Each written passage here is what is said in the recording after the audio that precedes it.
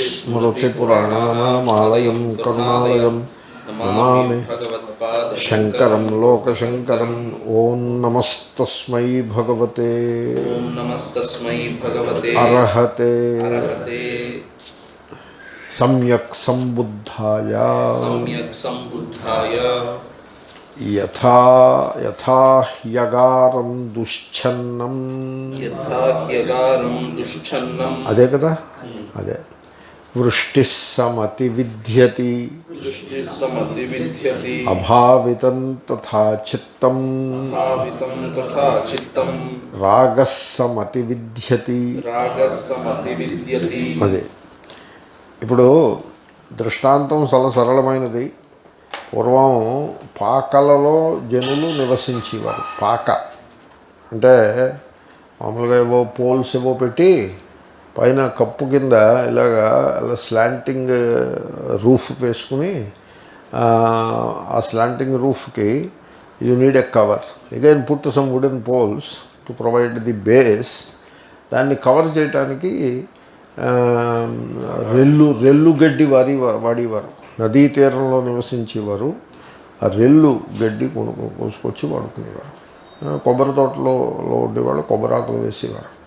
తాటి చెట్లు బాగా గలవారు తాటి ఆకులు వేసేవారు. సో దిస్ ఈజ్ హౌ ఆ పాకని తయారు చేసుకుని దాంట్లో నివసించేవారు. ఓకే, ఇప్పుడు వర్షం వచ్చినప్పుడు ఆ పాక ఆ వర్షాన్ని విత్స్టాండ్ చేయాలి. That is the point. ఆ వర్షం గట్టిగా పడుతున్నాం ఎందుకంటే ట్రాపికల్ కంట్రీ, మాన్సూన్ రెయిన్స్, ఇదంతా ఆ రకమైన డిస్క్రిప్షన్ అన్నమాట. సో బీహార్, మగధ ఇదంతా కూడా మాన్సూన్ రెయిన్స్ అవి ఉంటాయి. ఆ వర్షం వచ్చినప్పుడు ఆ పైన ఉన్నటువంటి కప్పుని మీరు సరిగ్గా సెక్యూర్ చేయలేదనుకోండి, ఊరికే 4 ఆకులు ఇలా పరిచి పెట్టారనుకోండి, ఆకులు ఎగిరి తక్కపోతాయి. మొత్తం లోపలకంతకీ కూడా వర్షం వచ్చేసి మిమ్మల్ని చిన్నాభిన్నం చేసి పారేస్తుంది. అతి విద్యతి. వేధ అంటే తాడనం. అతి విద్యతి. మొత్తం మీరు పెట్టుకున్న వస్తువులన్నింటినీ కూడా చెడగొట్టేస్తుంది, అన్నింటినీ ఎగరగొట్టేస్తుంది. మనుషులకు కూడా నిలబడడానికి వీలు లేకుండా చేసేస్తుంది వర్షం. ఆ పైన ఉన్న కప్పు, పైకప్పు అది సరిగ్గా లేకపోతే అంచేతన వాళ్ళు ఏం చేస్తారంటే ప్రతి ఆకుకి తాడేసి కడతారు. ప్రతి ఆకు పెట్టడం, ఇలాగ మంచి బలమైన తాడుని ఆ పోల్కి కట్టడం, అలాగ ఆకు మీద ఆకు కట్టుకుంటూ వెళ్తారు. వర్షం వస్తే గట్టి గాలి వీస్తే మొత్తం పాకంతా ఎగిరిపోవాలేమో తప్ప ఆ ఆకులు మాత్రం ఎగిరిపో. అలా కట్టుకుంటారు. అలా కట్టుకోవాలి. మీ జీవితాన్ని ఆ పాకతో పోల్చారు. ఇల్లుకి పైకప్పు బలంగా ఉండాలి కదా.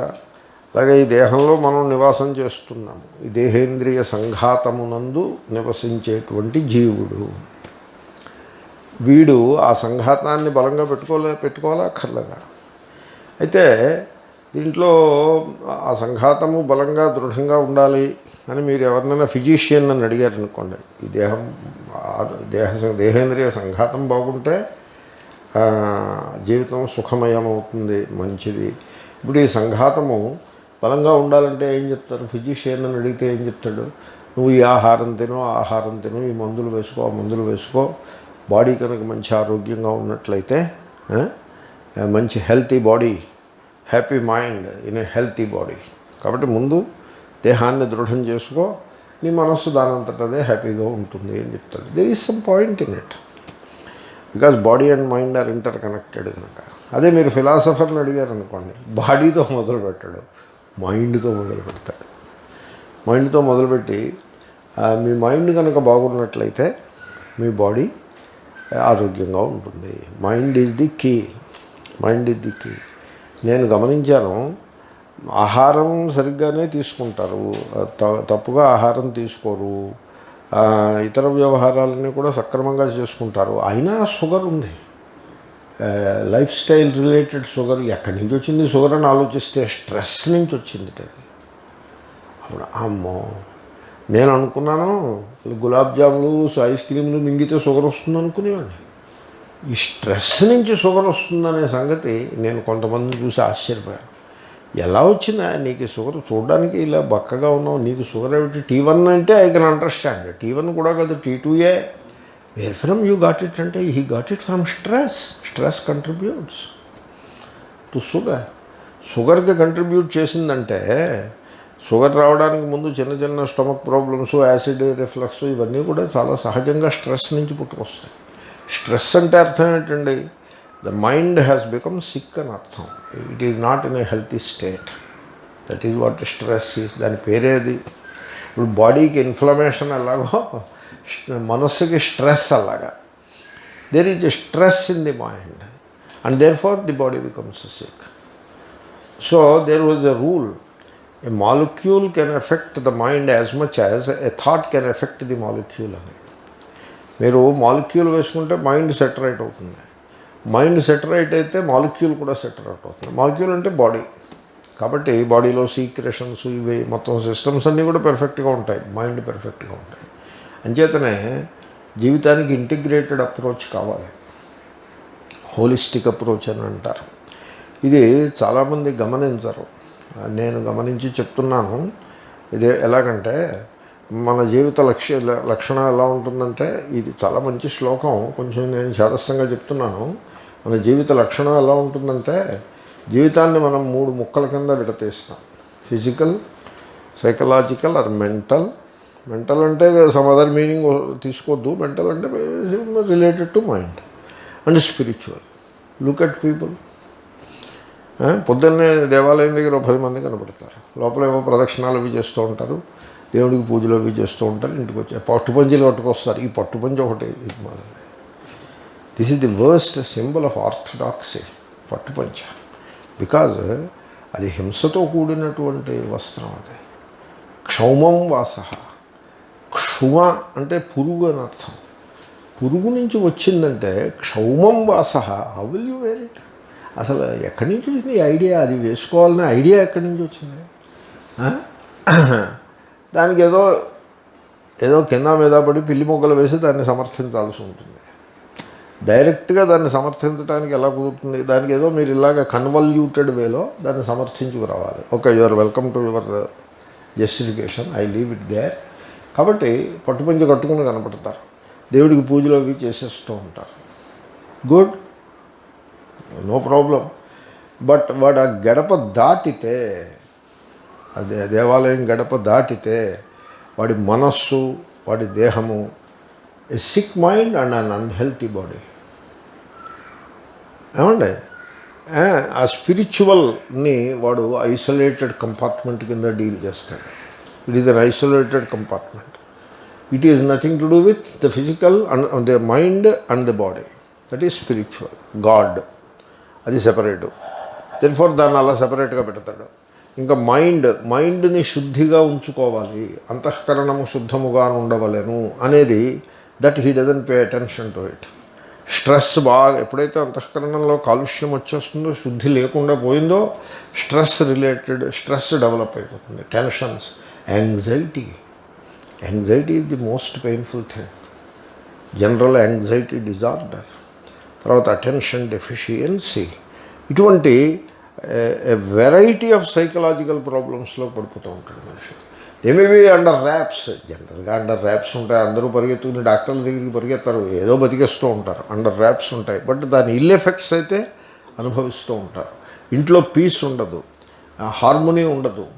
ఎందుకని? వాడు he is a stressed out guy. What harmony he can have with his children? What harmony he can have with his neighbor or with his wife or husband, whatever. Because the mind is not healthy.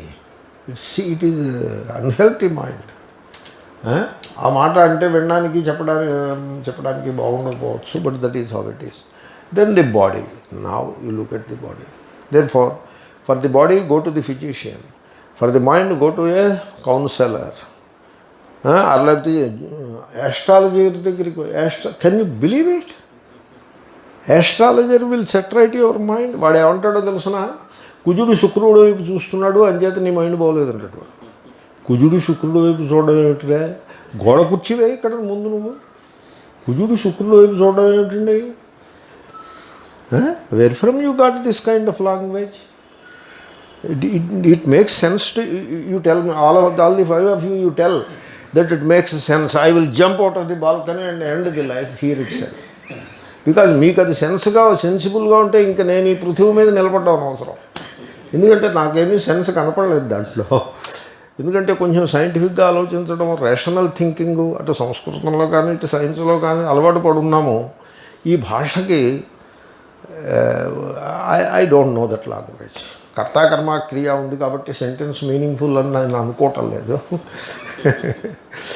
Anyway, so ఇలాగా, so they go to astrologers, numerologists, all these buffoons of the society, they go to them.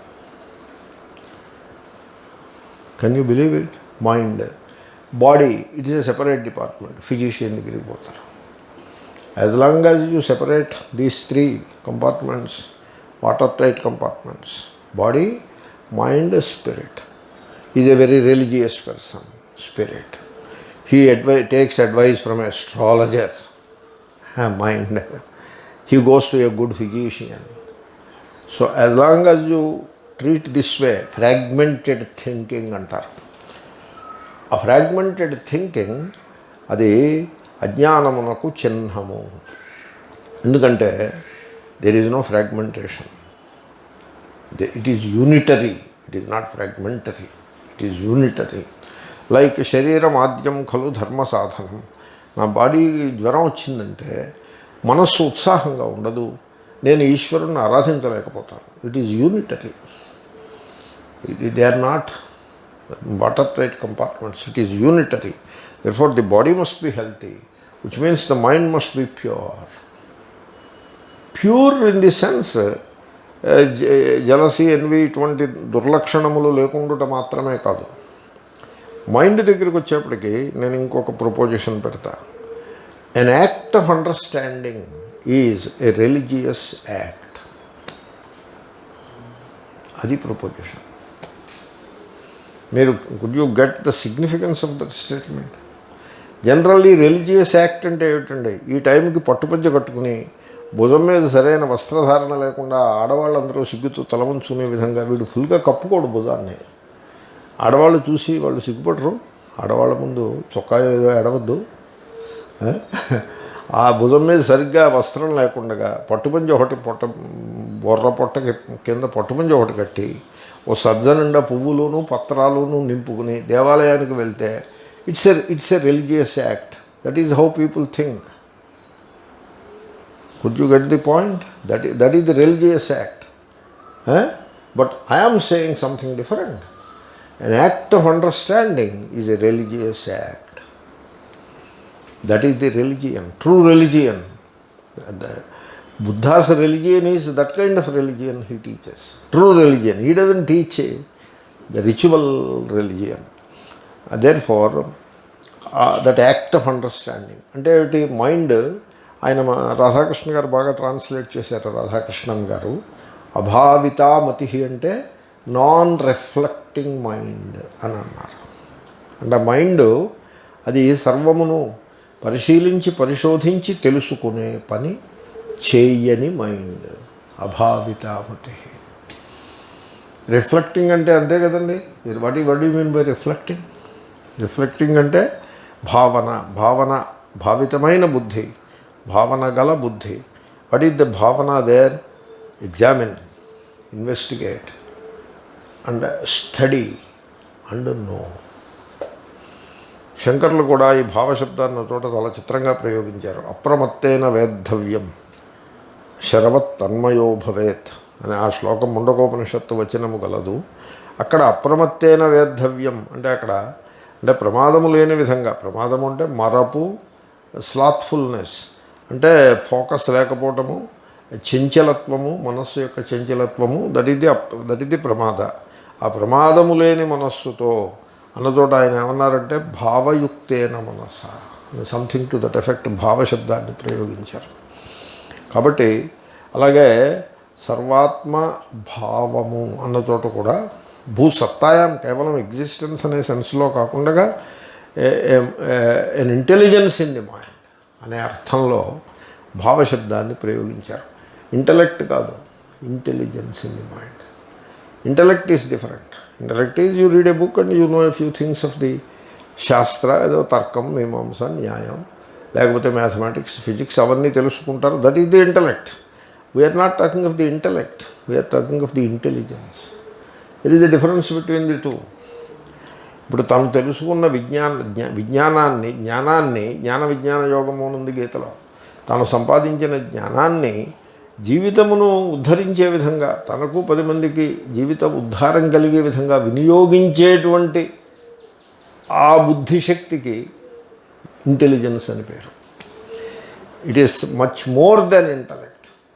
People have intellect but not intelligence. ఇక్కడ భావ అంటే intelligence. So తర్వాత knowledge versus wisdom అని ఇంకొక 2 పదములు గలవు. ఈ పదములను చాలా జాగ్రత్తగా మనం వ్యాఖ్యానం చేయాల్సి ఉంటుంది. ఎందుకంటే ఇవన్నీ కూడా అనుభవమునకు సంబంధించినవి. అనుభవాన్ని మాటల్లో పెట్టడం ఎప్పుడూ కష్టమే. మీరు చక్కటి రుచికరమైన మామిడి పండు తిని అది రుచి ఎలా ఉందో చెప్పండి నాకు, నేను చూస్తాను. మీ తెలివితేటలు ఏమిటో నేను చూస్తాను. కష్టం అండి చెప్పడం. బాగుందని చెప్పడం కాదు, మీరు మాటల్లో చెప్పండి దాన్ని రుచి ఎలా ఉన్నాను. కాబట్టి అనుభవం అది. ఇంకో పండు చేతికి ఇచ్చినానా నువ్వు తిను తెలుస్తుంది నీకని చెప్పాల్సి ఉంటుంది. ఈ భావశబ్దం అటువంటిది. ఒక నాలెడ్జ్ వెర్సెస్ విజ్డమ్. నాలెడ్జ్ ఉంటుంది కొంతమందిలో, విజ్డమ్ ఉండదు. భావిత బుద్ధి, ఆ నాలెడ్జ్ ఉండి కూడా విజ్డమ్ ఎవడిలో లేదో జీవితంలో, వాడి ఇల్లు పైకప్పు సరిగ్గా లేకుండా వర్షం పుడుతున్న ఇల్లు లాంటిది. వాడి జీవితంలో పైకి రాలేడు.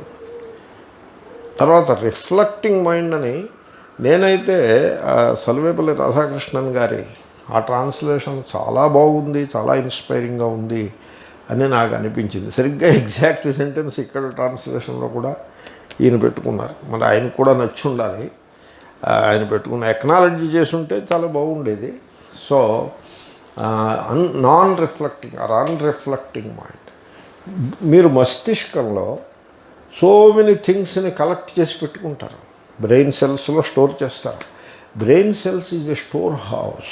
మీ కంప్యూటర్లో ఎలా అయితే మెమొరీ చిప్ అని ఏదో ఉంటుందిగా, దాంట్లో 32 మెమరీ 64 మెమరీ అలా ఉంటుందిగా, అదే this is what it is. It is a store house. అక్కడ మెమొరీలో పెట్టుకుంటారు. ఆ మెమొరీలో పెట్టుకున్న దానికి నాలెడ్జ్ అని పేరు.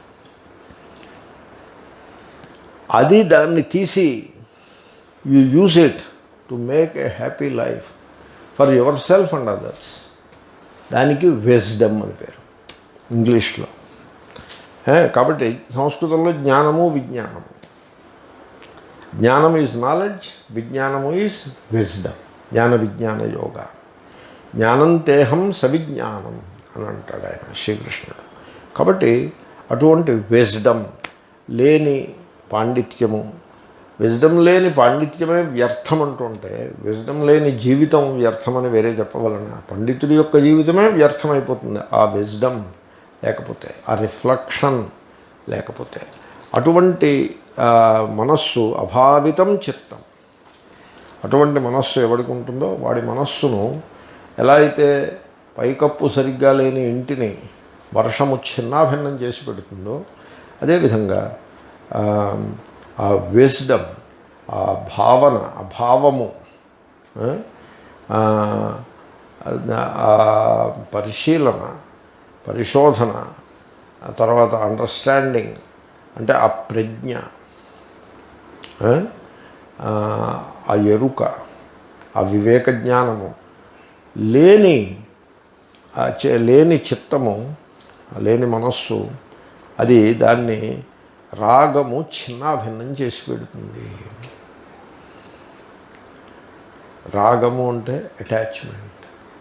అది జీవితాలని సర్వనాశనం చేసి పెడుతుంది రాగము.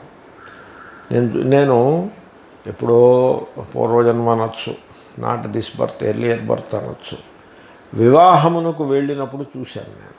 ఆ వివాహానికి పురుషులు స్త్రీలు కూడా ఖరీదైన వస్త్రములను ధరించి చాలా విడ్డూరమైనటువంటి అలంకారాలను చేసుకుని, స్త్రీలైతే చెప్పేది ఏముంది, స్త్రీలకి కొంత సహజంగా ఆ లక్షణం ఉండడంలో తప్పు లేదు, అది ప్రకృతికి సిద్ధము. పురుషుడికి ఏమొచ్చింది, సింపుల్గా డ్రెస్ చేసుకుని వెళ్ళొచ్చు కదా. వీళ్ళు ఖరీదైన డ్రెస్సులు, షో, డిస్ప్లే, వాళ్ళ వెల్త్ని డిస్ప్లే చేయటము, వాళ్ళకున్న పవర్ని అధికారాన్ని డిస్ప్లే చేయటము, ఇటువంటి ధోరణిలో ఆ వివాహంలో వీళ్ళందరూ సమకూడతారు. తర్వాత ఆహారాన్ని ఇబ్బడి ముబ్బడిగా తయారు చేసి తిన్నంత తిని పారేసినంత పారేసి అలాగా అనుచితముగా ప్రవర్తించి అందరూ ఇళ్ళకి వెనక్కి వస్తారు. దీని పేరు వివాహము అని పేరు. అనుచితంగా, అయోగ్యంగా, inappropriate behaviour, inappropriate talking of some nonsense all around with people, inappropriate eating, inappropriate feeding, and ill treatment of the servants and low level workers. ఎన్ని అవకతవకలు ఉంటాయో అన్నీ ఉంటాయి. పురోహితుడు చెప్పి మంత్రం ఏమిటో ఆయన వింటే గొప్ప అన్నట్టుగా ఉంటుంది. ఎవడు పట్టించుకోను. ఇంకా ఈ మధ్యన ఏదో కొంచెం తెలివి మీరుతున్నారు, కానీ ఒకప్పుడు అసలు ఎవడికి ఏమీ అర్థమయ్యి కాదు. ఆ మంత్రాలను వాళ్ళు వల్లించుకొని లేచకపోయారు. ద మోస్ట్ ఇన్అప్రోప్రియేట్ వే. అది చూసినప్పుడు వీళ్ళందరూ బుద్ధిమంతులే, సమాజంలో ఉన్నత స్థితిలో ఉన్నవారు, పెద్ద పెద్ద ఉద్యోగాలు అవి చేస్తున్న వాళ్ళు, పెద్ద పెద్ద చదువులు చదివిన వాళ్ళు. వీళ్ళకున్న తెలివితేటలు ఇంకెవరికి లేవు. వాళ్ళు ఆ తెలివితేటలను ఉపయోగించి ఆ నేషనల్ కేక్లో ఒక సబ్స్టాన్షియల్ పీస్ని లాక్కుని ఖరీదైనటువంటి జీవితాన్ని జీవిస్తున్నవారే వీరు. మరి వీళ్లలో ఏమిటి లోపించింది? దాని పేరే రిఫ్లెక్షన్. ఆ భావన లోపించింది. భావన లేదు. అటువంటి జీవితము అభావితం చిత్తం. అటువంటి జీవితమును రాగము అది చిన్నాభిన్నం చేసి పారేస్తుంది. రాగము అంటే ఏమిటండి? ఇగో తెలుగులో రంగు అనే మాట రాగం నుంచే వచ్చింది. రంజల రంగు అయింది. రంజు అంటూ ఉంటారు. అదే రాగం, అదే దాని మాటే. ఇప్పుడు తెల్లని వస్త్రాన్ని ఎర్రని నీళ్లలో ముంచి తీస్తే ఏమవుతుంది? దానికి ఏం పడుతుంది? రాగం పడుతుంది, రంగు. అలాగే పవిత్రమైన హృదయం, మనస్సు సత్వగుణ ప్రధానమైనది. మనస్సు ఇక్కడ ఉంటే సత్వగుణ ప్రధానంగా ఉంటుంది హృదయం. అదే మనస్సు ఇక్కడికి వచ్చిందంటే రజోగుణ ప్రధానం అయిపోతుంది. అదే మనస్సు బాడీకి అటాచ్ అయిపోయిందంటే తమోగుణ ప్రధానం అయిపోతుంది. సేమ్ మైండ్ ఇక్కడ ఉంటే అంటే భావము అంటే రిఫ్లెక్షన్. మనం చేసే పని దాని యందు ఒక వివేకము, ఒక వినయము. ఈవెన్ భౌతిక పదార్థములను కూడా అలా విసిరేయడం, ఇలా పడేయడం, పుస్తకాన్ని అక్కడ పారేయడం, ఇలా తోసేయడం, అలా వదిలిపెట్టేయడం, అలా కాకుండా వాటిని చక్కగా రెస్పెక్ట్ఫుల్గా, like the book you respected, a piece of wire you respected, respectful అప్రోప్రియేట్గా. Moments very very meaningful moments ఉంటాయి. మీనింగ్లెస్, వర్త్లెస్, థాట్లెస్ మూమెంట్స్ ఉండనే ఉండవు. అలాగా. So that is the wisdom. ఈ రాగం అనేది అటువంటి మనస్సును అటువంటి విజ్డమ్ లేని మనస్సును చిన్నాభిన్నం చేస్తుంది. Maybe I have digressed. So coming back to the point, what is raga? Raga is attachment.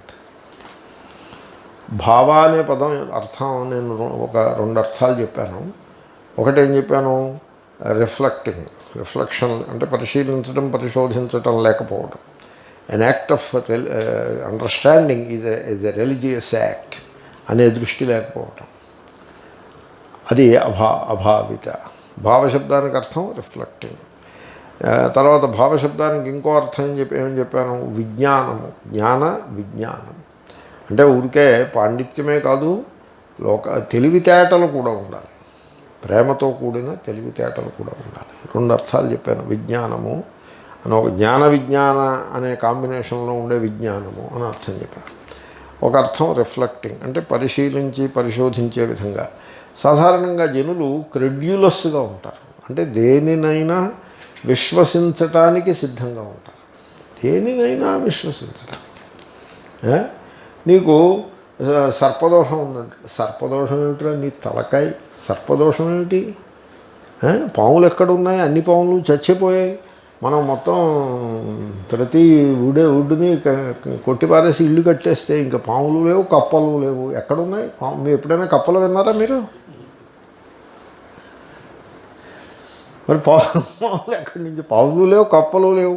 వీడు సర్పదోషం అంటాడేమిటి అంటే కాలము సర్పం అనేది అది మెటఫర్. అది వీడి చేత గోడ కుర్చీ వేయం చేయాలి. అయ్యో బాబోయ్, వీడిని నేను నిలబెడితే వీడు కొంప ముంచేస్తాడు. గోడ కుర్చీ వేయం చేయాలి తప్ప ముట్టికాయలు వేసి గోడ కుర్చీ వేయాలి. అది మెటఫర్. అది కాలసర్పం అంటే మెటఫర్. కాలసర్పదోషం ఎవరికి ఉందండి? మనం పద్మనాభనగర్లో ఎవరికి ఉంది కాలసర్పదోషం? అందరికీ, పుట్టిన ప్రతివాడికి ఉంది అది. జాతస్య హి ధ్రువో మృత్యు. వీళ్ళు సమాజమును ప్రతారణం చేయడానికి పనికొస్తారు తప్ప దేనికి పనికిరారు. Amazing the monstrosity of ignorance. So anyway, so అలాగా ఎవడైనా చెప్తే అదేమిటో చెప్పండి sir, please let me know what it is. నేను అడిగాను అలాగా ఒక ఆయన. అవునా, మీరు ఇన్ని ప్రశ్నలు వేస్తే కుదరదండి అన్నాడు. దండం పెట్టి వచ్చేసాను. ఆయన కూడా దండం పెట్టి వెళ్ళిపోయాడు. అంటే he wants A credulous customer. అంటే ఆయన చెప్పి ప్రతి పిచ్చి మాటని విని తలకాయ ఊపేవాడు కావాలి వాడికి రిఫ్లెక్టింగ్ పర్సన్ పనికిరాడు. అర్థమైందా మీకు? That is one meaning of అభావిత. సెకండ్ మీనింగ్, పాండిత్యం ఉందే కానీ వివేక జ్ఞానం లేదు, విజ్డమ్ లేదు, మంచి చెడులు తెలుసుకునేటువంటి జ్ఞానం లేదు, నిత్యానిత్య వస్తు వివేకం లేదు, ఆత్మానాత్మ వివేకం లేదు. పాండిత్యం మాత్రం ఉంది. మొత్తం తర్కము, వేదాంత శాస్త్రం ఈ మూలం జాముల దాకా బట్టి పెట్టారు. అది అటువంటి మనస్సుని అభావితం చిత్తం. రెండు అర్థాలు చెప్పారు. రాగస్సమతి విద్యతి, అది ఇంకా చెప్పడం తర్వాత ఇంకో అర్థము గలవు. భావ అంటే ప్రేమ అని అర్థం. ఇప్పుడు స్థాయీ భావము. ఇప్పుడు రామాయణం ఉందనుకోండి, రాముడికి సీతకి మధ్యన ఉన్నటువంటి ఇమోషనల్ బాండేజ్ పేరేమిటి? ప్రేమ. అది ఎక్కడ ఉంటుంది? ఏ కాండలో ఉంటుంది? అది అన్ని కాండలలోనూ ఉంటుంది. స్థాయీ భావం. అప్పుడప్పుడు చిన్న చిన్న ఘట్టములేవో ప్రకటమవుతూ ఉంటాయి. ఏదో కాకాసుర ఘట్టం అని మరొకటని అవి అలా వచ్చి అలా పోతూ ఉంటాయి ఆ ఘట్టాలు. అవి they do not have a major impact upon the story line. అవి స్టోరీ లైన్లో వాటిని తీసేసినా కూడా మీకు స్టోరీ లైన్ ఏమీ డిస్టర్బ్ కాదు. వాటిని పెట్టినందువల్ల స్టోరీ లైన్కి ఎఫెక్ట్ ఏమీ ఉండదు. అటువంటి వచ్చిపోయేటువంటి వాటిని వ్యభిచారి భావములు అంటారు. అంటే వ్యభిచారి అంటే వచ్చిపోతుంది. అది కూడా ఆ ప్రేమ ప్రవాహమునకు సపోర్టింగ్గా ఉంటుంది. ఆ విధంగా వచ్చిపోతూ ఉంటుంది. కాబట్టి ఆ ప్రేమ ఏది కలదో దానికి భావము అని పేరు. అంటే మనుష్యులకి పాండిత్యం ఉంటుంది తప్ప ప్రేమ ఉండదు. ప్రాపంచికమైన తెలివితేటలు ఉంటాయి తప్ప ప్రేమ ఉండదు. శ్రీరామకృష్ణుల వారు భక్తిని రెండు విధాలుగా చెప్పారు. వైధీ భక్తి, ప్రేమ భక్తి అని చెప్పారు. వాడు విధి నిర్వహిస్తాడే తప్ప విధిని అంటే మంత్రం సరిగ్గా చదవడం, హోమం కరెక్ట్గా చేయటం, ద్రవ్యాన్ని సరి అయిన ద్రవ్యాన్ని సరి అయిన రీతిలో త్యాగం చేయటం, సమర్పించడం, ఇవన్నీ చేస్తాడు. విధి పెర్ఫెక్ట్గా ఉంటుంది. కానీ వాడికి దాని మీద ఏమీ ప్రేమ శ్రద్ధ ఏమీ ఉండదు. విధి మాత్రమే మిగులుతుంది. దాన్ని వైధీ భక్తి అన్నారు. ఇది ఆరంభంలో ఉంటుంది. పిల్లలు చిన్నప్పుడు మనం చేసిన భక్తి అలాంటి భక్తి. ఇనీషియల్గా అలా ఉంటుంది. క్రమంగా ఆ భక్తి ఏమవ్వాలి? అది ప్రేమ భక్తి కింద మారాలి. ప్రేమ భక్తి కింద మారేప్పటికీ దాంట్లో ఆ వైధీ అంశం తగ్గిపోతుంది. ఆ హృదయం యొక్క స్థానం బాగా పెరుగుతుంది. అటువంటి ప్రేమ భక్తి, ప్రేమ అది ఉండాలి. ఆ ప్రేమ లేని హృదయము పైకప్పు సరిగ్గా లేని ఇల్లు వంటిది. వాణ్ణి ప్రేమ ఎరుగని వాడిని రాగము అంటే అటాచ్మెంట్. వైరాగ్యానికి ఆపోజిట్ అండి రాగ. అటాచ్మెంట్, ఆసక్తి, సంసారాసక్తి వాడి జీవితాన్ని చిన్నాభిన్నం చేస్తుంది. ఇప్పుడు కొంతమంది వివాహం ఎలా చేసుకుంటారో తెలిసిన, అంటే ఆ వివాహంలో ప్రేమ తప్ప అన్నీ ఉన్నాయి. మీరు దుష్యంతుడు ఎలా పెళ్లి చేసుకున్నాడు? పొలండి తర్వాత కథ అలాంటి పెట్టండి. దుష్యంతుడు ఎలా పెళ్లి చేసుకున్నాడు? ఏమిటి చూసి పెళ్లి చేసుకున్నాడు?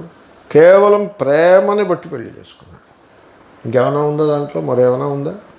ఏమీ లేదు. ప్రేమ, ప్రేమ తప్ప ఇంకేం. మీరు ఒథెల్లో షేక్స్పియర్ది చదవండి. దాంట్లో ఒథెల్లో ఆ డెస్డిమోనా అనే అమ్మాయి, ఆ ఒథెల్లో అనేటువంటి వాడిని, వాడు black man, is a black man, she is a white woman. ఆ బ్లాక్ మ్యాన్ అని పెళ్ళాడుతుంది. కేవలం ప్రేమ కోసం పెళ్ళాడుతుంది. ప్రేమ. ఏమండి, వీడు మన వాళ్ళు అక్కడక్కడ ఈ traditional or so called traditional or orthodox people వాడు వివాహం చేసుకుంటాడు. ఎలా చేసుకుంటాడో చెప్పమంటారా?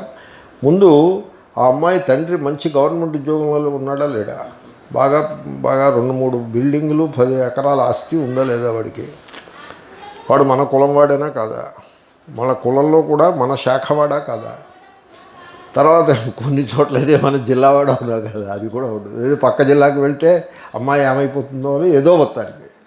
ఇవన్నీ అయిన తర్వాత, ఇవన్నీ సెటరైట్ అయిన తర్వాత కట్నం ఎలా ఇస్తారు? బాగానే ఇస్తారు. మరి జాతకాల మాట ఏమిటి?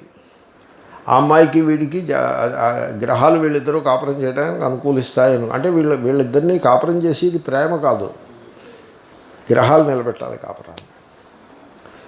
ఇన్ని పెట్టి పెళ్ళి చేస్తే ఆ పెళ్ళి అడుక్కుతుంది, ఆ పెళ్ళి భగ్నం అయినది. ఇంకేం చేస్తారు? ఇప్పుడు ఏం చేస్తాం? అంటే ప్రారంభం బాగోలేదు. మరి ప్రారంభానికి బాగోలేదని ఆ సంగతి నీకు ముందు తెలియద్దు. ప్రారంభం బాగోలేదు, దట్ డిసైడ్స్ ది మ్యారేజ్ అని ముందే ఏడవచ్చు కదా. నిజం. ఇవన్నీ ఎందుకు? అప్పుడు జాతకాలు కూడా కుదిరితే అప్పుడు పెళ్ళాడతాడు. పెళ్ళాడి ప్రేమించడానికి ప్రయత్నిస్తాడు అని మనం అనుకోవాలి. సరే, ప్రేమిస్తున్నాడులే అనుకోవాలి. సంక్రాంతి పండగకి ఖరీదైన బహుమానం ఇవ్వకపోతే ఆ ప్రేమ మళ్ళీను అది మళ్ళీ ట్రబుల్లో పడుతుంది. ఆ ప్రేమ ఓరు వీళ్ళ మోహం. It's amazing what a hypocrisy of all this. There is no love in it. ప్రేమ అంటే ఏమిటో తెలుసిన? You never seek anything, you always give. అది ప్రేమ అంటే. తర్వాత ప్రేమకి నన్ను ఎవరో అడిగారు, ప్రేమ అంటే డిఫైన్ చేయమని అడిగారు. నేను అన్నాను, బ్రహ్మని ఆత్మని డిఫైన్ చేసిన రోజుని నేను ప్రేమను డిఫైన్ చేస్తానని చెప్పాను. There is no definition for prema. Prema is the unknown and unknowable, like Brahman and Atman. అంటే అప్పుడు మరి how do you come to love, how do you come in to love అని అడిగారు. You see, how do you come in to the unknown? అన్నోన్లోకి ఎలా వస్తారు మీరు? It is unknown and unknowable. From the known you cannot come in to that. ఎందుకంటే from the known you can go in to known only. The mind మూమెంట్ని మీరు పరిశీలించినట్లయితే it moves from the known to the known to the known to the known, and it can never move from the known to the unknown. Suppose మీరు ఆలోచించండి, mind అంటే thought, అది known నుంచి అన్నోన్కి move అయిందనుకోండి. Now that unknown is no more unknown, it becomes the known. Don't you see the contradiction in that? కాబట్టి ప్రేమని మీరు అలా ఒక నోన్ వస్తువుని పట్టుకున్నట్టుగా పట్టుకోలేరు. మరి ఎలాగండి? ప్రేమ అన్నోన్ కదా. There is only one way to come to the unknown అండి. మీరు ఆలోచించండి. This is a philosophical principle, philosophical law. There is only one way to come to the unknown. That is, consider the known, negate it, you come to the unknown. There is no other way. That is the only way. అది ఎలాగంటే, ఇప్పుడు మీకు అసూయ, jealousy ఉన్నదా? Then it is that is not love. You don't know love. Jealousy is known. Okay, then for jealousy ఉన్న చోట ప్రేమ ఉండదు, క్రోధము ఉన్న చోట ప్రేమ ఉండదు.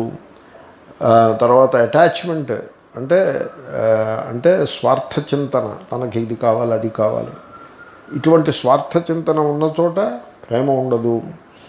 డిస్రెస్పెక్ట్, తక్కువ, జెండర్ తక్కువ, నేను పురుషుణ్ణి గొప్పవాడిని, స్త్రీ యొక్క స్త్రీ less important or less pious అంటే disrespect for some silly reason there is no love there. Okay. తర్వాత exploitation, you want to exploit, you want to use the other person for your personal benefit, there can be no love there. Okay. ఈ రకంగా ఏమిటేమిటి ఉంటే love ఉండదో మనం చెప్పగలుగుతాం. ఇవేమీ లేకపోతే then you do not have selfishness. ఒక గివెన్ రిలేషన్లో there is no selfishness. So ఇవేమీ లేకుంటే అంటే ఇవన్నీ నోన్, ఈ నోన్ అన్నిటినీ మీరు అధిగమించేస్తే, వీటన్నిటినీ నెగేట్ చేసేస్తే then you come in to love. ఆ విధంగా ప్రేమలోకి రావాల్సి ఉంటుంది. ఇప్పుడు ఎదుర్కొన్న ఓ మనిషి కనపడతాడు, వాడి కులం ఏమిటో తెలియదు, గోత్రం ఏమిటో తెలియదు, వాడి ప్రాంతం ఏమిటో తెలియదు, నేషనాలిటీ ఏమిటో తెలియదు, వాడిని నేను మొట్టమొదటిసారి చూస్తున్నాను, వాడు నాకు చేసే ఉపకారం ఏమీ లేదు, వాడి నుంచి నేను ఏదే అపేక్షించుటలేదు, నేను వాడికి ఏదో సేవ చేయటం ద్వారా స్వర్గానికి వెళ్ళి పుణ్యం సంపాదించాలనే అపేక్ష కూడా, అది ఉంటే కూడా ప్రేమ లేదు, మళ్ళా ఆ అపేక్ష కూడా లేదు. Just I look at him as a human being, I'm a human being, వాడు human being, I love him, same atma, I love him and I do some service to him. అది ప్రేమ. చాలా రెస్పెక్ట్ఫుల్గా, వాడి డ్రెస్ కేసు చూడకుండా.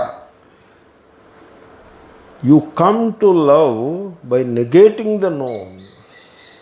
ఆ ప్రేమను ఆవిష్కరించుకున్న హృదయము మాత్రమే ఆ సత్యాన్ని చేరుకోగలుగుతుంది. అటువంటి ప్రేమ లేని హృదయమును రాగము నాశనం చేసి పెడుతుంది. రాగం అంటే ఏమిటండి? ఇప్పుడు ఇంకా ప్రేమ అయింది, భావమైనది. రాగం అంటే ఏమిటి? రాగం అంటే అటాచ్మెంట్. What is attachment? ఆసక్తి, తగులుకొనుట. గమ్ ఉంటుంది చూడండి, తగులుకొనుట. నేను దృష్టాంతం చెప్పేవాడిని. మీకు ప్రాపంచిక విషయముల ఎడల ఆసక్తి ఎలా ఉండాలంటే, ఏ మోతాదులో ఉండాలంటే, మనం పోస్ట్ ఆఫీస్లో పూర్వం కవర్లు కొనుక్కునేవాళ్ళం. ఆ కవర్కి గమ్ ఉండేది. ఆ గమ్ముకి ఇలా నీరు రాసి దాన్ని టేబుల్ మీద పెట్టి, ఆ టేబుల్ మీద మీరు 3 గంటలు కూర్చుని, అప్పుడు మళ్ళీ జాగ్రత్తగా కవర్ అతుక్కుపోయి ఉంటుందని ఆశపడి ఇలా తీసి ఇలా అనగానే అది ఊడొస్తుంది. అర్థమైందా? పోస్ట్ ఆఫీసులో గమ్ములా ఉండాలి సంసారం ఉన్న ఆసక్తి. దానికి లేపము అని పేరు, కానీ దానికి నిర్లేపము అని పెడితే సరిపడుతుంది పేరు.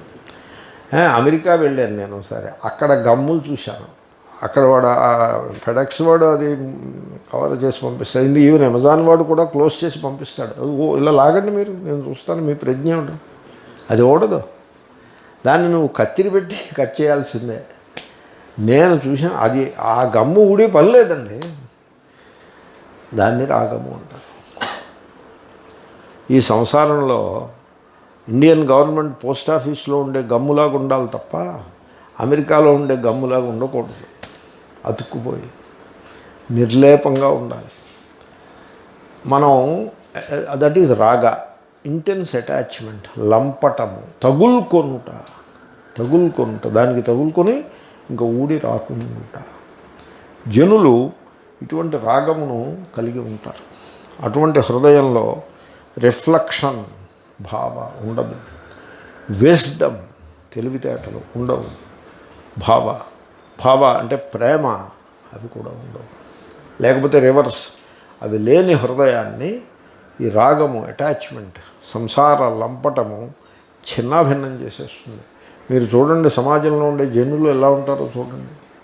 ఆ సంసారాసక్తిలో చిక్కుకుని, నేను దృష్టాంతం చెప్దామని గత 10 ఏళ్ళ నుంచి ఈ దృష్టాంతం చెప్దామని చెప్పకుండా కాపాడుకుంటూ వస్తున్నాను. ఇప్పుడు చెప్పమంటారా? వద్దులేండి, శ్లేష్మంలో పడ్డ ఏదిలాగా ఉంటారు. మీరు చెప్పమన్నారు కాబట్టి చెప్పారు.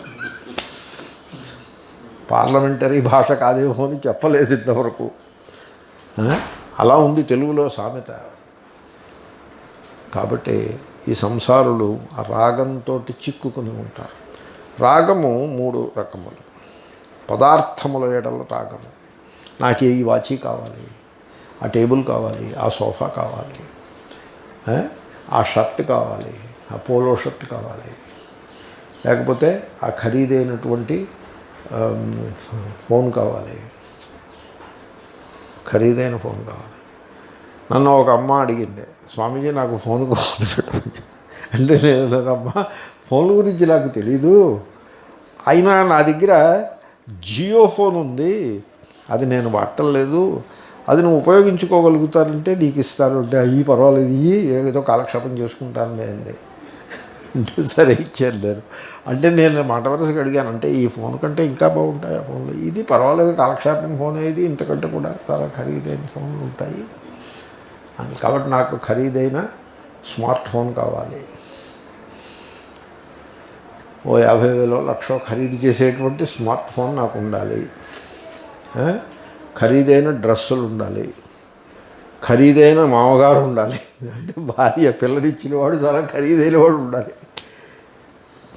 సో ఇతర వ్యక్తుల ఎడల అటాచ్మెంట్, పదార్థముల ఎడల అటాచ్మెంట్ రాగము, వ్యక్తుల ఎడల అటాచ్మెంట్. అలాగే నా భార్య అంటే అర్థం ఏంటో చెప్పమంటారా? మీరేమనుకోనంటే చెప్తా.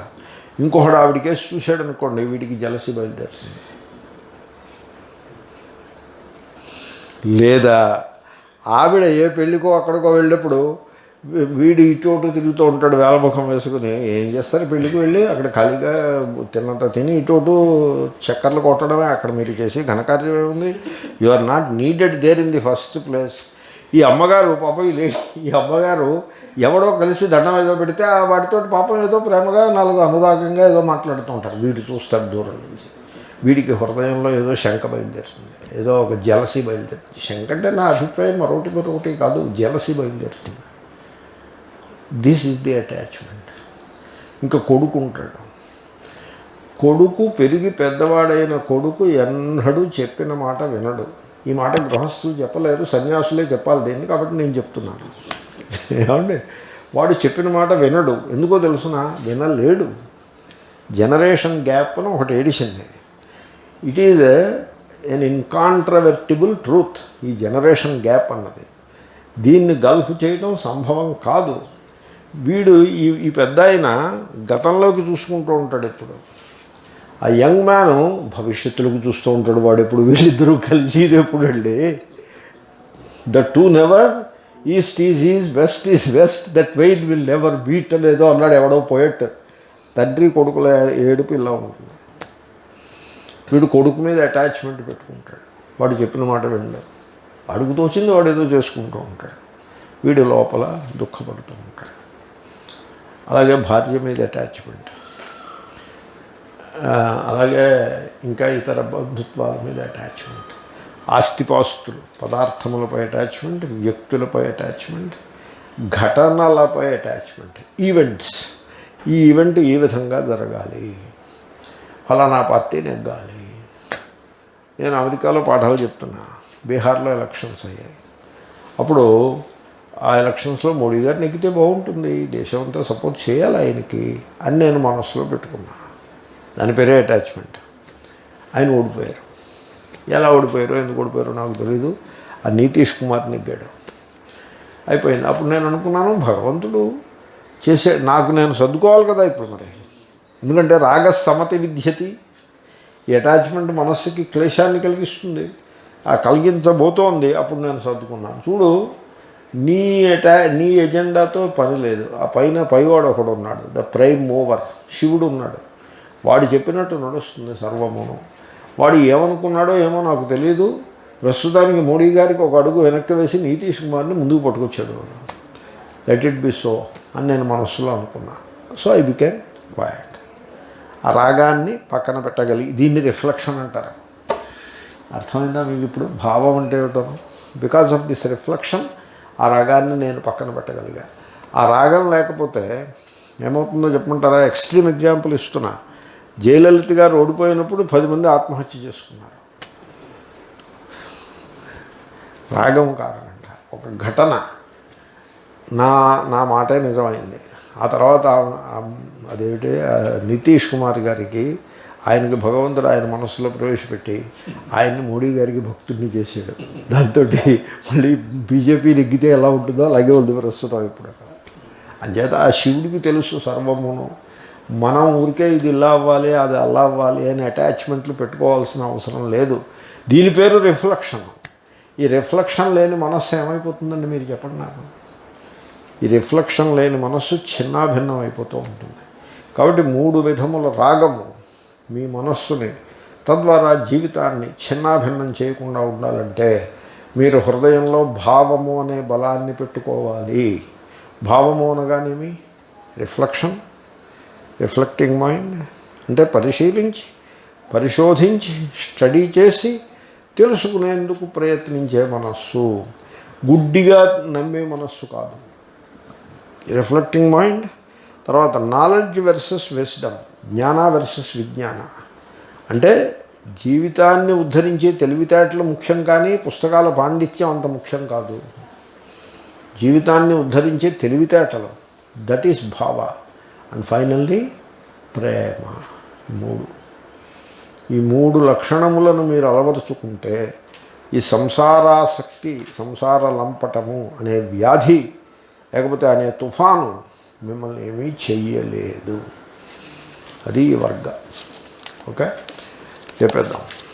యథా హి అగారం దుశ్ఛన్నం వృష్టి సమతి విద్యతి అభావితం తథా చిత్తం రాగః సమతి విద్యతి. యథా ఏ ప్రకారముగానైతే దుశ్ఛన్నం పైకప్పు సరిగ్గా లేని అగారం ఇంటిని, లేకపోతే పాకను, పాక పోనీ ఇంటినానండి, అగారం అన్నా ఆగారం అన్నా ఒకటే. ఓకే. హీ నిశ్చయముగా సమతి విద్యతి, పూర్తిగా చిన్నాభిన్నము చేయును,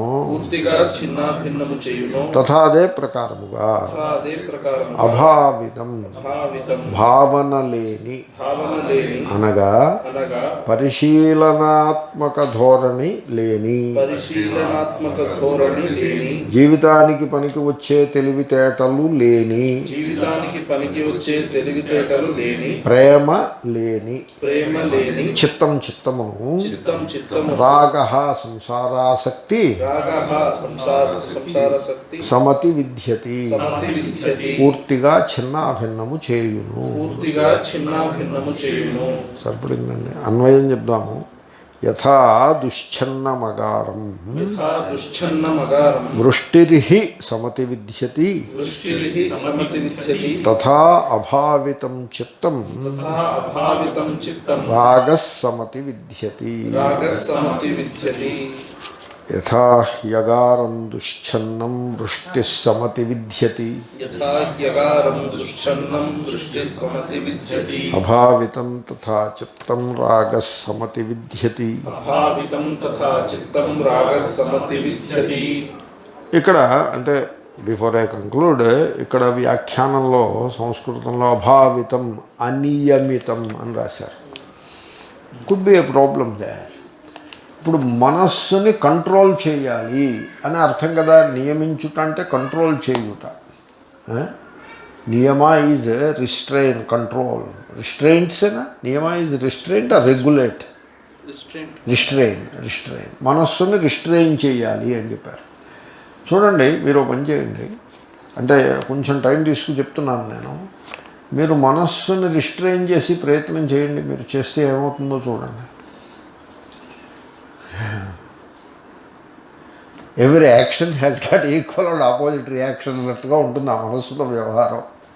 ఓం నమ శివాయ జపం చేయవయ 108 సార్లు మరే ఆలోచన లేకుండా చెయ్యి, శివుడు నీకు కనపడతాడు అని మీరు చెప్పచ్చు ఎవరికైనా. వాడు ఆ పని చేసేది ఉండదు, శివుడు కనపడేది ఉండదు. ఎందుకంటే మీరు మనస్సుని యు వాంట్ టు కాన్సన్ట్రేట్ కదా. That is called concentrate. What is the meaning of నియమితం అంటే కాన్సన్ట్రేట్ చేయాలి. What is the meaning of concentration? You know what it means? You have to focus on one thing and exclude everything else. Everything else అంటే ఎన్ని ఉంటాయి? 10 ఉంటాయి, 20 ఉంటాయి, 100 ఉంటాయి, 200 ఉంటాయి, కౌంట్లెస్ ఉంటాయి. Everything else. ఆ ఎవ్రీథింగ్ ఎల్స్లో ఏ ఒక్కటి అడ్డు రాకూడదు. You have to exclude all that. ఇది ఎలాగంటే బయట నుంచి ఒక 50 మంది తలుపు తోసేస్తుంటే లోపల నిలబడి నువ్వు ఒక్కడవు ఆ తలుపుని తోయకుండా కాపలా కాయాల్సి ఉంటుంది, బరువు నొక్కి పెట్టాల్సి ఉంటుంది. అవునా? అది ఫిజికల్. ఇది సైకలాజికల్, చాలా సటిల్గా ఉంటుంది. The effort is very subtle. Physical ఎఫర్ట్ని మీరు మెజర్ చేయొచ్చు. ఎంత ఎంత ఎనర్జీ వీడు పెడుతున్నాడు to hold the door in place, ఎంత ఎనర్జీ పెడుతున్నాడు you can measure, because it is very limited. Whereas psychological effort ఉంటుంది చూసారా, దాన్ని మీరు మెజర్ చేయలేరు. It is very subtle and it is an enormous effort. ఆ energy, that inner spiritual energy అంటారు, psychological energy, lot of it will be used to control the mind. అది control అవ్వదు. ఆ తర్వాత మీకు మీరు ఏమవుతుందంటే తెలిసిన కాన్ఫ్లిక్ట్లో పడిపోతారు. ఏమని, నేను మనస్సుని భార్య చెప్పిన మాట విందు, కొడుకు చెప్పిన మాట విందు, దేహం చెప్పిన మాట విందు, మనస్సు కూడా చెప్పిన మాట విందు, ఏం బతికిది అనిపిస్తుంది నిజంగా. కాబట్టి మనస్సుని కంట్రోల్ చేసే పని మీరు చేయొద్దు. మనస్సు మీరు కాదు. ఓకే, అది కరెక్ట్. కాబట్టి మనస్సుని కంట్రోల్ చేయటం కాదు కావాల్సింది, వాచ్ చేయటం. Watch, be aware of the mind, don't concentrate the mind, be aware of the mind. In concentrating the mind there is effort, there is doership. In the awareness, be aware of the mind, there is no effort. ఎందుకో తెలుసునా, you are aware of whatever is. ఏది ఉంటే దానికే aware అవుతారంతే. ఏది ఉంటే ఇలా చూస్తాను, ఏది ఉంటే అది కనపడుతుంది, ఇలా చూస్తాను, ఏది ఉంటే అది కనపడుతుంది. ఇది మాత్రమే కనపడాలనే డిమాండ్ ఏమీ లేదు. మనస్సుని మీరు పరిశీలిస్తూ ఉంటారు. అక్కడ జలసీ ఉందనుకోండి, okay, that is how it is, you know it. ఈశ్వరుడిపై భక్తి ఉన్నదనుకోండి, యు నో ఇట్. సంసారం మీద ఆసక్తి ఉందనుకోండి, యు నో ఇట్. ప్రేమ ఉందనుకోండి, you know it. Some silly thought వచ్చిందనుకోండి, you know it. You are aware of it. You are just aware. You are not controlling. You are not commanding. You are aware. There is no effort. You don't lose energy. There is no sense of doership. In fact, there is a sense of detachment, witnessing. ఆ మనస్సు శాంతమైపోతుంది. కాబట్టి నేను పర్సనల్గా అభావితం అనియమితం అనే ట్రాన్స్లేషన్ని నేను I'm not for it. ఆయన అన్రిఫ్లెక్టింగ్ mind అని రాశాడు, అన్కంట్రోల్డ్ మైండ్ అని రాయలేదు. He must have considered that. Okay, అంటే భావశబ్దానికి క్రియ అనే అర్థం చెప్పి అలా వచ్చింది అది. I do not subscribe to that. Okay, తర్వాత శ్లోకం ఇది ఫినిష్ చేసేద్దాం. యథా హ్యగారం సుచ్ఛన్నం వృష్టిర్నైవాభివిధ్యతి ఏవం సుభావితం చిత్తం నైవ రాగోభివిధ్యతి. యథా ఏ ప్రకారముగానైతే సుచ్ఛన్నం చక్కగా పైకప్పు వేయబడిన అగారం ఇంటిని ఈ నిశ్చయముగా వృష్టి వర్షము నైవ అభివిధ్యతి చెడగొట్టనే లేదో ఏవం ఇదే ప్రకారముగా సుభావితం చక్కగా భావింపబడిన అనగా చక్కగా పరిశీలించే చక్కగా తెలుసుకునే చక్కని ప్రేమతో నిండిన చిత్తం మనస్సును అని నేను చెప్తున్నాను. అంతేగాని చక్కగా కంట్రోల్ చేయబడిన అని నేను చెప్పట్లేదు. అది హఠయోగం అయిపోతుంది అలా చెప్తే. అటువంటి మనస్సును రాగ సంసారాసక్తి నైవ అభివిధ్యతి చెడగొట్టనే లేదు. యథా హ్యగారం సుచ్ఛన్నం వృష్టిర్నైవాభివిధ్యతి ఏవం సుభావితం చిత్తం నైవ రాగోభివిధ్యతి. ఓం పూర్ణమదః పూర్ణమిదం పూర్ణాత్ పూర్ణముదచ్యతే పూర్ణస్య పూర్ణమాదాయ పూర్ణమేవావశిష్యతే. శాంతి శాంతి శాంతి.